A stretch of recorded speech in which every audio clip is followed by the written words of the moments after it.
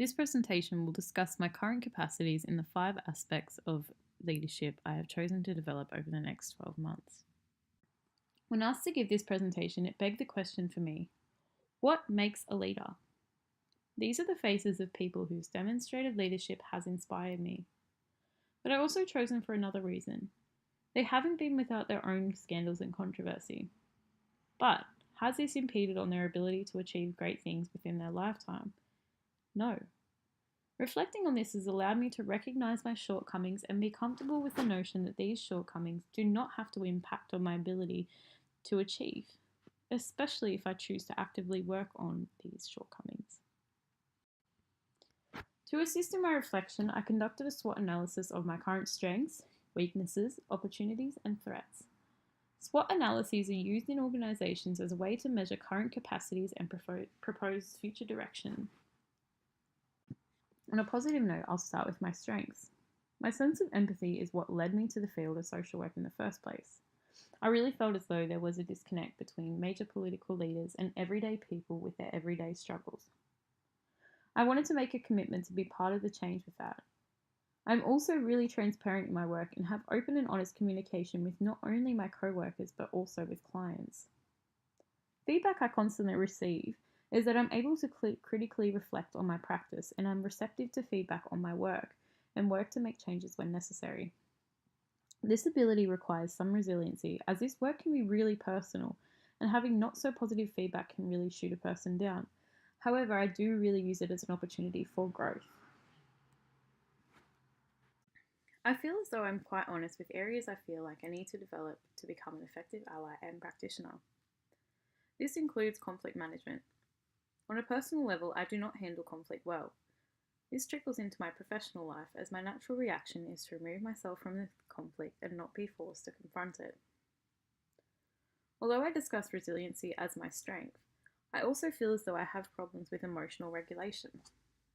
My transparency means that sometimes when a client can disclose something that is critical, needing immediate action, I feel as though it's obvious that my internal receptors are panicking. This is something I'd really like to improve upon for future practice. Because the reason I got into social work is because of my sense of empathy, it can be hard to set boundaries and understand that helping a friend going through something is not the same as a client going through the same thing. For example, as a friend, you are support that is available 24/7, and you would do anything in your power to help. If a friend is really struggling with money, for example, and you are financially capable of helping, you may offer a personal loan. These are things that for quite obvious reasons are not appropriate in a social work setting. I obviously have never broken these boundaries, but I cannot deny that I haven't been tempted. Although it has never been to the same degree, I also find myself responding to emails or texts on my allocated days off, which definitely is a problem with boundary setting. Problem solving is also a skill I would like to develop. Although in social work we are guided by clients to determine their own goals, we too provide practical guidance in problem solving. This is an area I'd really like to work on, as my problem solving skills I feel are less than others. Finally, I've chosen to develop my skills in advocacy. The ability to advocate is essential in social work as it is part of everyday working life. I feel as though at the moment I really lack the confidence in being assertive enough to advocate to my full potential. From these strengths and weaknesses, the key leadership aspects I would like to centralize my focus on is self-awareness, emotional regulation, conflict management, problem solving, and advocacy.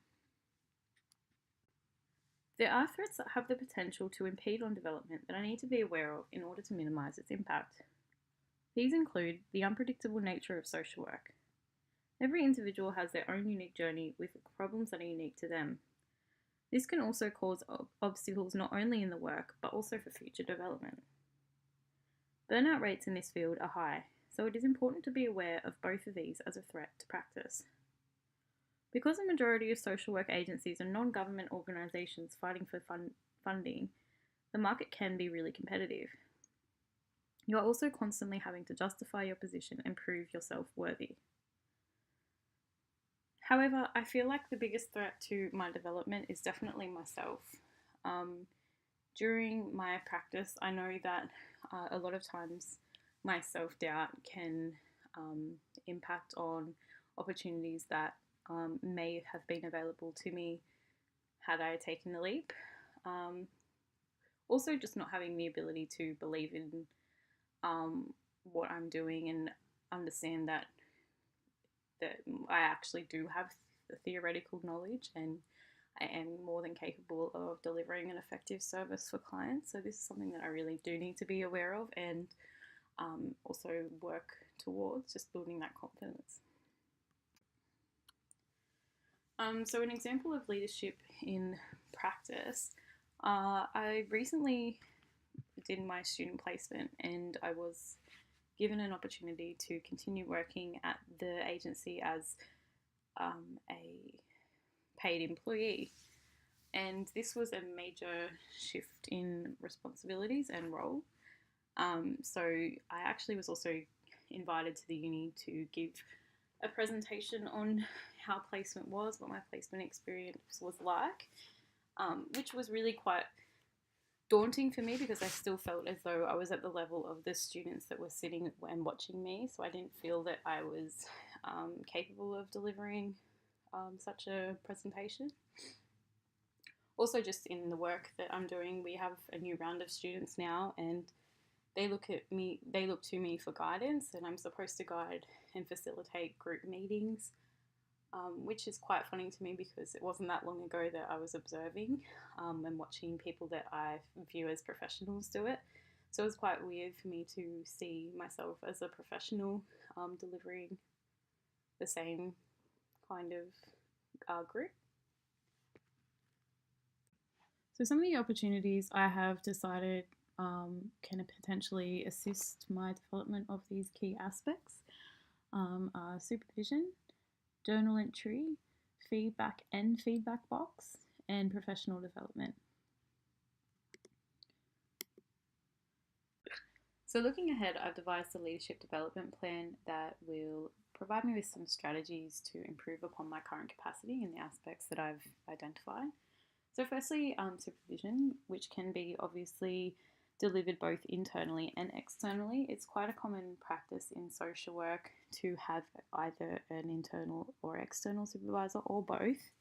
And both of them provide quite different perspectives as well. So internally is people that are observing you and observing you in practice and can provide you with feedback on those observations, whereas external eliminates the bias of the agency's interest being first and foremost. Secondly, I'd really like to start journaling to assist in the supervision and make these more effective. So writing down something that I did well during the day and something that I could really improve upon for next time. I'd also like to start attending the professional development days. Now, obviously, the AASW has a requirement for all practitioners to attend professional development days to get their CPD points. So these can be an opportunity to learn through seminars or just networking and providing experience in volunteering. Thirdly, something that can really address the confidence that I don't have, and I'm really lacking, that I've talked about, is pushing boundaries and just saying and just trusting my education and my experience and having the belief that I am capable of doing whatever it is that I'm doubting. Next is feedback. So it's in two different columns just for a reason. So feedback can come verbally from clients, co-workers and observers. So from clients, it's just that checking in and making sure the work that you're doing is effective and working for them. And if not, implementing something to change that.